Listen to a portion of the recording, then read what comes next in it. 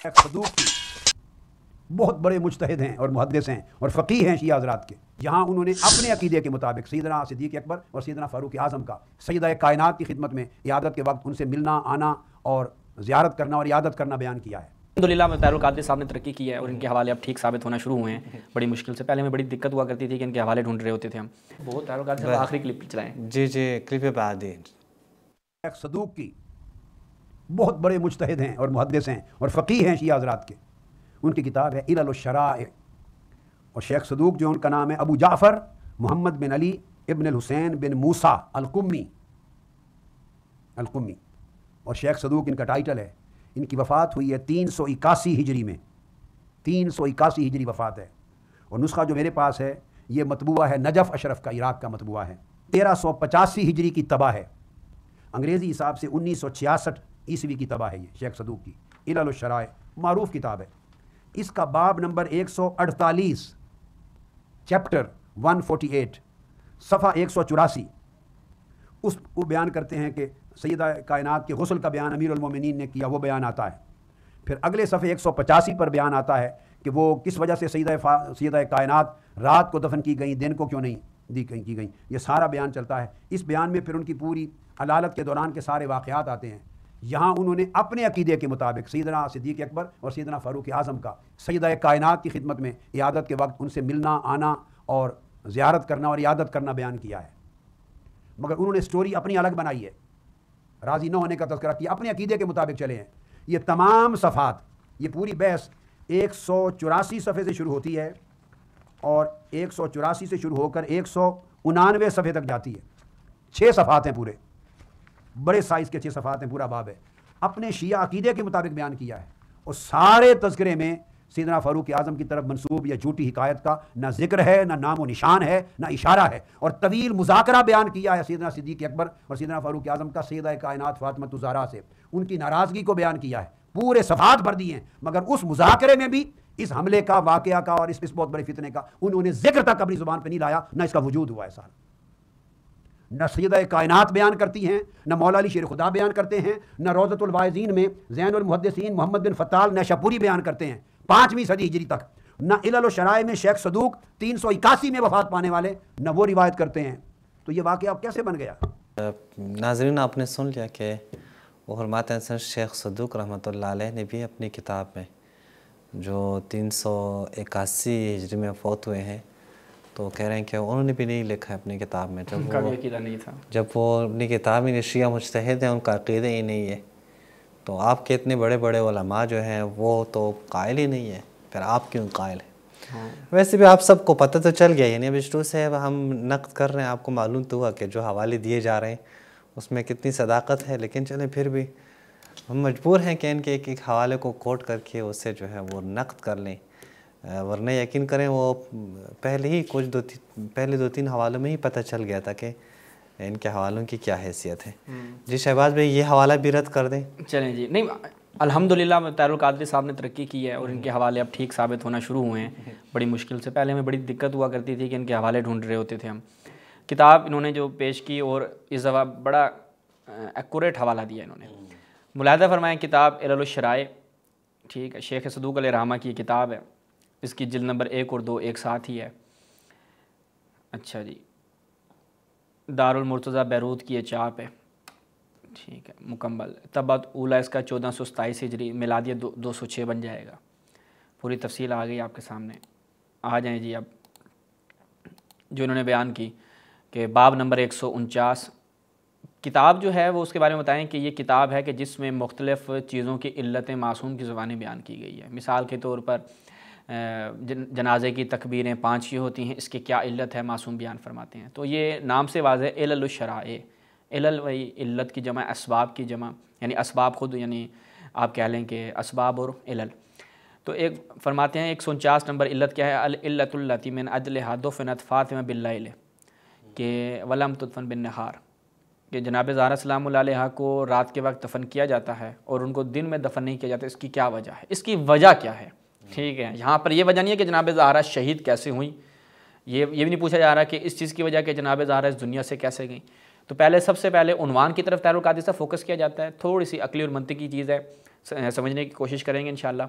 कि सबसे पहले बयान किया जा रहा है कि क्यों रात को दफन की गई, ये बयान किया जा रहा है। हदीस नंबर इसमें 2 है, तफसील से जैसे इन्होंने बयान किया, बड़ी तवील हदीस है कि जब जनाब ज़हरा सलामुल्लाह अलैहा मरीज़ हो जाती हैं, और इस तरीके से चलते जाएँ। ये मैंने पूरा इसको लगाया हुआ है, तो टाइम बचाने के लिए मैंने आते हुए इसकी उर्दू भी निकाल ली। सही। मुलाहिज़ा फरमाएँ, बाब नंबर 148, वो सबब जिसकी बिना पर हज़रत ज़हरा सलामुल्लाह ने वफ़ात पाई तो अमीर अल मोमिनीन ने उन्हें गुस्ल दिया।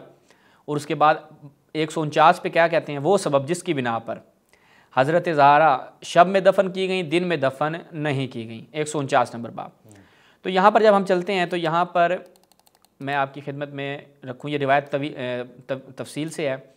तो क्या होता है, जब हज़रत ज़हरा सलामुल्लाह अलैहा मरदुल मौत में मुब्तला होती हैं तो वो दोनों यानी अबू बकर उमर अयादत के लिए आते हैं, उनसे मुलाकात की इजाज़त चाहिए। तो फिर हज़रत फ़ातिमा ने उन दोनों को अपने पास आने की इजाज़त देने से इनकार कर दिया। आगे सब हाँ, हज़रत अबू बकर ने अल्लाह ताला से अहद कर लिया कि जब तक फ़ातिमा मुलाकात करके इनको राज़ी ना कर लूँ, मैं किसी मकान की छत के साए में ना जाऊँगा, वगैरह वगैरह।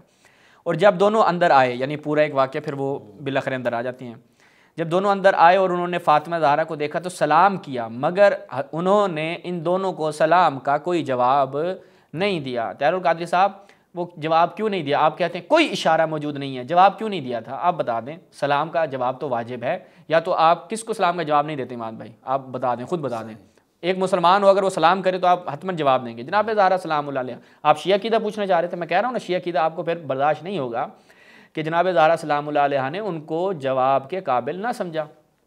अच्छा, और दोनों से मुंह फेर कर दूसरी करवट हो ली। इसी तरह आगे चलते जाएं, फिर इससे आगे सफ़े पे मुलाहिज़ा फरमाएं। हाँ, अब जनाब ज़हरा फरमाती है, परवरदिगारा तू गवाह रहना, और यहाँ पर जितने लोग मौजूद हैं वो गवाह हैं कि इन दोनों ने मुझे मेरी ज़िंदगी में अजियत दी। मन आदा फ़क़द आदानी, रसूलुल्लाह ने फरमाया कि जिसने मुझे अजियत दी, जिसने ज़हरा को अजियत दी, उसने मुझे अजियत दी। और कुरान ने क्या कहा? अल्लाह रसूल को अजियत देने वाला, अल्लाह को अजियत देने वाला, उसके ऊपर जो है वो लानत की गई है।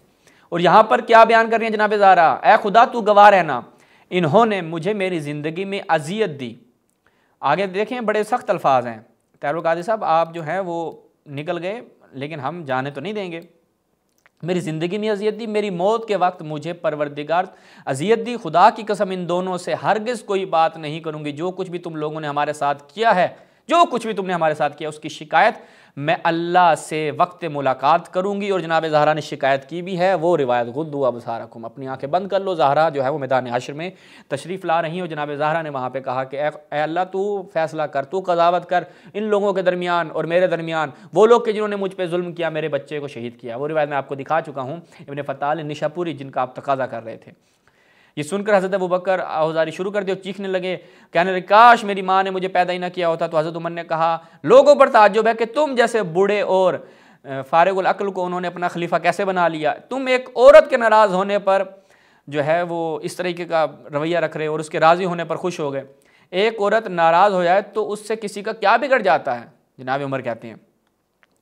अच्छा जी, और फिर आगे पूरा वो वाक़या, और आगे क्या बयान करते हैं, तवज्जो करें। और जब मैं मर जाऊं, अब अमीरुल मोमिनीन को वसीयत एक फरमा रही हैं जनाब ज़हरा, जब मैं मर जाऊं तो उस वक्त मेरे तजहीज़ व तकफ़ीन का सामान कीजिएगा, खा रात हो खा दिन हो। और दुश्मनान रसूल में से, यही फ़ताल निशापुरी साहब ने बयान किया, वही शेख सदूक भी बयान कर रहे हैं कि ये दुश्मना, वहाँ पे दुश्मनान खुदा भी मेंशन किया था कि इन्नहुम आदा अल्लाह, ये जो लोग हैं ये अल्लाह के दुश्मन हैं, वह आदा और रसूलुल्लाह, और रसूलुल्लाह के दुश्मन हैं। यहाँ पर जनाब ज़हरा सलामुल्लाह अलैहा जो शेख सदूक ने रिवायत नकल की है, और दुश्मनान रसूल में से कोई एक भी मेरे जनाजे में ना आए। हज़रत अली ने कहा अच्छा मैं ऐसा ही करूँगा। उसके बाद रिवायत जो है वो आगे आती है कि वो लोग रास्ते में मिलते हैं और कहते हैं कि तुमने हमें बुलाया नहीं, वगैरह वगैरह। वो कहते हैं कि हम नब्शे कबर करेंगे वगैरह। तो अमीरुल मोमिनीन ने तलवार निकाली कि तुम में से किसी की जुर्रत है तो जाए। वो पूरा वाक़या यहाँ पे तफसील से नकल हुआ है। तो ये शेख सदूक अलैहिर्रहमा का जो आप तकाज़ा कर रहे थे कि शेख सदूक अलैहिर्रहमा ने जो है वो इस रिवायत को बयान नहीं किया। शेख सदूक 381 के उस वक्त ये अकीदा नहीं हुआ करता था। अब आपको शेख सदूक का अकीदा भी हम दिखा देते हैं। आप शेख सदूक की बाकी किताबों की तरफ रुजू जो नहीं करते, हम आपको रुजू करवाएंगे, आपकी खिदमत में पेश करेंगे। अगर आप हक़ और इंसाफ के मुतलाशी हैं तो बिस्मिल्लाह, अमाली अस्सदूक, ये शेख सदूक की अमाली किताब है, मुलाहिज़ा फरमाएँ। अमाली सुदूक शेख 381 मुतवफ़ा है, अलबत्ता ये भी इन्होंने ठीक हवाला दिया 381 वाला, शुक्र है। अच्छा जी, उसके बाद मंशूरात मुअस्ससतुल आलमिल मतबूब बैरूत लबनान की चाप है, तबातुल ऊला है 1430 हिजरी का।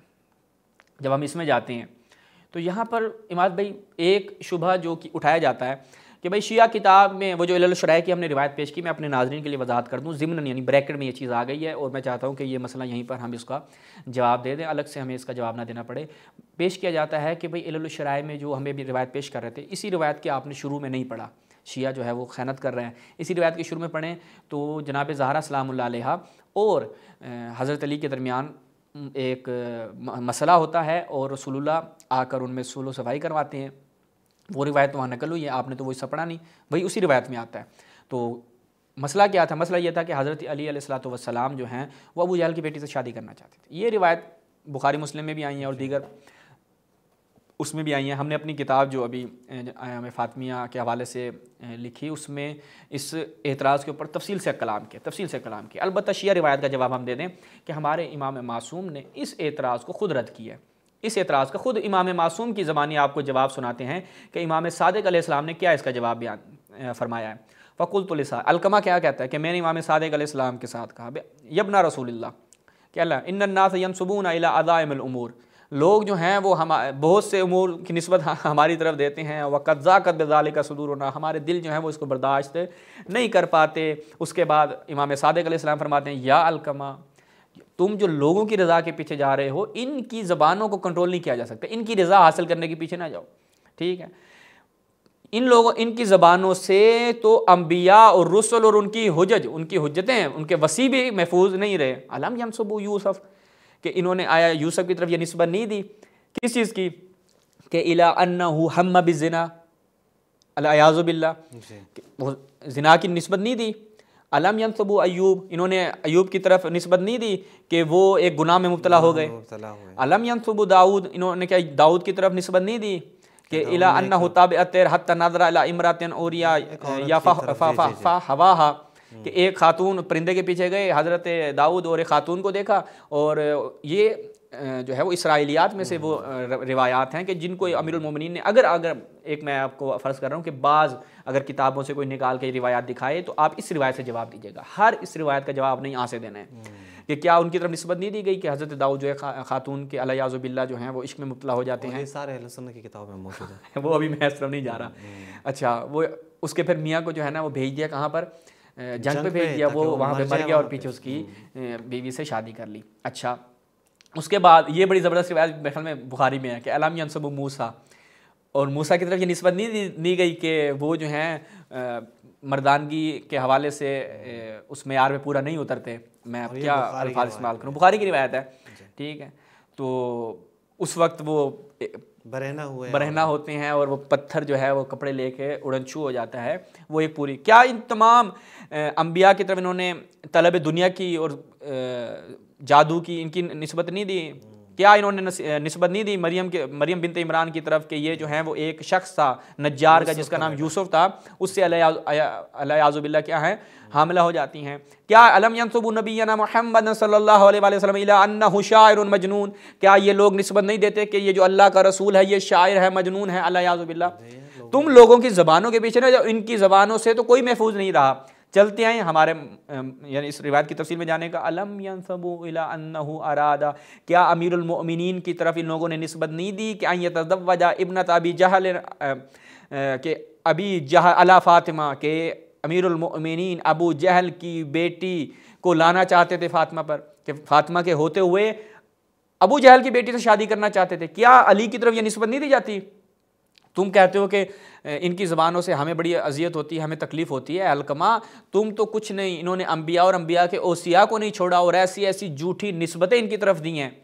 और फिर अन्ना रसूलुल्लाह शका हुआ अल मुस्लिमीन, और रसूलुल्लाह जो हैं वो एक पूरा फिर दास्तान ये घड़ते हैं लोग कि वो मिंबर पर गए और शिकायत की कि इन्ना अलियन युरीदु यतज़व्वजा इब्नत अदुव्विल्लाह, के जो है अदुव्विल्लाह अला इब्नत नबीय्यिल्लाह, के अली जो है वो अल्लाह के दुश्मन की बेटी को नबी की बेटी के ऊपर नाफिज करना चाहता है और दोनों को जमा करना चाहता है। अला आगाह रहो, इन्ना फातिमा बदा तो मिन्नी, फातिमा मेरे जिगर का टुकड़ा है। फमन आज़ा फ़क़द आज़ानी वमन सर्रा फ़क़द सर्रानी वमन गादा फ़क़द गादानी, कि जिसने इसको गैज़ में मुबतला किया उसने मुझे गैज़ में मुबतला किया, जिसने इसे खुशी पहुंचाई उसने मुझे खुशी पहुंचाई। ये पूरी रिवायत हमारी शेख सदूक में जो है वो नकल कर रहे हैं। कौन? शेख सदूक अलैहिर्रहमा नकल करते हैं। ठीक है, अब ये शेख सदूक अलैहिर्रहमा जो हैं उनका ये अकीदा हमने ज़िमनन उस रिवायत के जवाब में नकल किया है। अब आ जाते हैं, ये ज़िमनन मैंने कहा था ब्रैकेट में है, शहादत की बात थी जो हमारा मतलूब था। इसी शहादत वाली उसमें जाए, अल मजलिस अर्राब वाल इशरून, 24 नंबर मजलिस है, मुलाहिज़ा फरमाएं सफ़े रोग निशून बेदीद, अल मजलिस अर्राब वाल इशरून, इसी किताब में अमाल सदूक में सफ़ा नंबर 91 पे, वो ब्रैकेट साइड पे, वो हमने ज़िमनन उसका शुबे का जवाब दिया। वो क्या है जी? वक़अन्नी बिहा वक़द दख़लत दुल्लु बैतहा, के दिल्लत रुसवाई, यानी क्या मतलब है? इशारा है कि ये लोगों ने जनाब ज़हरा के घर का हुर्मत पामाल की। वन तोहकत हुर्मतहा, और उनकी हुर्मत पामाल की गई। वग़ुसिबत हक़्क़ुहा, और उनका हक़ गसब किया गया। उनका वमुनिअत इर्सुहा, उनका इर्स जो है वो उनसे छीन लिया गया। वकुसिर जंबुहा, और उनके पहलू को शिकस्ता कर दिया गया। उनका बच्चा जो है वो उससे सेक्ट हो गया। वाह तुनादी, और ये जनाब ज़हरा सलामुल्लाह अलैहा जो है वो निदा देती रही, या मुहम्मदा। ठीक है, तो ये सारी ये फ़ला तुज़ालु बअदी मख़दूनतन मक़रूबतन बाक़ियतन, ठीक है, वो मकरूबा है, मखदूना है, बाकिया है, यानी गिरिया करते हुए। फ़तक़द्दम अलैया मखदूनतन मकरूबतन मखमूमतन मखदूबतन, और जनाब ज़हरा सलामुल्लाह अलैहा बरोज़ महशर जब जाएंगी तो वो मखदून होंगी, मकरूब होंगी, मगमूम होंगी, मखसूब होंगी, उनका हक़ गसब किया होगा, मकतूल होंगी। फ़अक़ूलु इंदा ज़ालिक, और फिर रसूलुल्लाह कहते हैं कि मैं क्या कहूँगा, अल्लाहुम्मा लअन मन ज़लमहा, ऐ अल्लाह तू लानत कर उस पे कि जिसने जनाब ज़हरा पे जुल्म किया। व आक़िब मन गसबहा, और उसका अंजाम जो है वो दुरुस्त न, जिसने इसका ज़हरा का हक़ गसब किया है उसको अंजाम तक पहुँचा। वाज़िल मन अज़ल्लहा, और जिसने इसको रुसवा किया उसको तो रुसवा कर, जिसने हज़रत ज़हरा के हुर्मत पामाल की, उसकी तो हुर्मत सबक जाना। वखल्लद फी नारिक मन दरब जंबहा हत्ता अलकत वलदहा, के उसको हमेशा जहन्नम में रखना कि जिसने इसके मंदारा व जंबा, जिसने इसके पहलू पे ज़रब लगाई, हत्ता अलकत वलदहा, हत्ता के इसका बच्चा जो है उन्होंने शहीद कर दिया। तो अब ये शेख सदूक अलैहिर्रहमा ताहिरुल क़ादरी साहब आप कहते हैं कि 381 के मुतवफ़ा हैं, उन्होंने तो कोई रिवायत बयान नहीं की। इससे वाज़ेह और सरी ये धमकी से भी बढ़ के चीज़ है, यानी मुकम्मल मज़ालिम जो है वो शेख सदूक अलैहिर्रहमा इस रिवायत को बयान कर रहे हैं। ये आप लोगों के सामने पढ़ें, आप अगर बयान कर जाते, मैं कहूँगा कि बुखारी का ये अकीदा है, तो मैं बुखारी का अकीदा जब निकालूंगा तो उसकी तमाम किताबों से निकालूंगा कि बुखारी ने ये चीज़ बयान की है। मैं फ़कत सही बुखारी को लेकर बैठ जाऊँगा और कहूँगा भाई बुखारी ने बयान किया है, मैं कहूँगा नहीं तारीख़ुल कबीर में भी जाना पड़ेगा, अदबुल मुफ़रद में भी जाना पड़ेगा, फ़लाँ फ़लाँ में जाना पड़ेगा, फिर जाके एक अकीदा इस्तिख़राज होगा। तो ताहिरुल क़ादरी साहब, इसे कहा जाता है एक इल्मी तहक़ीक़ी रविश।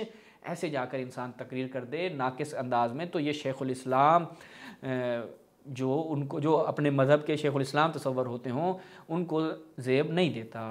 बात भाई यहाँ पर ताहिरुल क़ादरी साहब का इख्तिताम, यानी उनके जवाबात का इख्तिताम। जी बहुत शुक्रिया। जी नाज़रीन, आपने देख लिया कि अभी तक हम ताहिरुल क़ादरी साहब के जो वीडियो थे, यानी तकरीबन 2 घंटे पर मुश्तमिल, या शायद 2 घंटे से कुछ ज़्यादा थी, हमने बड़ी तफसील से रद्द की, और शायद ही हमसे कोई ऐसा नुक्ता रह गया हो कि हमने उसको डिस्कस न किया हो, और बहुत ही तफसील के साथ तकरीबन मेरे ख़्याल में 15 से ज़्यादा पार्ट्स बन रहे हैं इसके, जो हम आपके सामने इंशाल्लाह पेश करेंगे।